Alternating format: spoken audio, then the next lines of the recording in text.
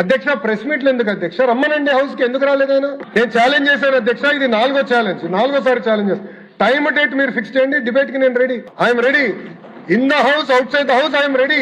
నేనేం పారిపోట్లా, I'm challenging it. ఏపీలో శాసన మండలిలో కావచ్చు, శాసనసభలో కావచ్చు, లోకేష్ ఒకటే మాట అంటున్నాడు, ఐఆమ్ రెడీ ఛాలెంజ్ అంటా ఉన్నాడు. మరోపక్క వైసీపీకి సంబంధించిన మాజీ మంత్రులు కూడా మేము రెడీ నీ ఛాలెంజ్కి, నువ్వురా మా ఛాలెంజ్ స్వీకరించి అంటా ఉన్నారు. నేను లోకేష్ని అడుగుతా ఉన్నాను, నువ్వు జగన్మోహన్ రెడ్డి గారిని ఉద్దేశించి ఛాలెంజ్ చేస్తా ఉన్నావు, అసలు జగన్మోహన్ రెడ్డి గారికి నువ్వు సమూజ్జీవా అని చెప్పి అడుగుతా ఉన్నాను.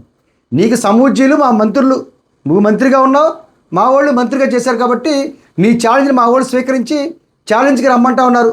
ఇప్పటిదాకా మీరు స్పందించారని చెప్పి అడుగుతా ఉన్నాను. మీరు ఛాలెంజ్ ఇచ్చి పారిపోయారు. అసెంబ్లీలో మాట్లాడుతూ ఉంటారు, అసెంబ్లీలో ఉంది వైసీపీ 11 మంది. ఏ అవకాశం ఇస్తారు మీరు మాట్లాడడానికి? టైం ఇస్తారా? పోనీ ప్రధాన ప్రతిపక్ష నాయకుడికి ముఖ్యమంత్రితో సమానంగా టైం ఉంటుంది. ఆ టైం ఇవ్వనప్పుడు ప్రధాన ప్రతిపక్ష నాయకుడు మాట్లాడడానికి అవకాశం ఎక్కడ ఉంటుంది? బహిరంగ వేదిక మీద రండి చర్చకి, మా వాళ్ళు వస్తారు, అప్పుడు మాట్లాడవచ్చు. పోనీ మీకు అంత దమ్ముంటే శాసన మండలిలో ఎందుకు అవకాశం ఇవ్వలేదని చెప్పి అడుగుతా ఉన్నాను.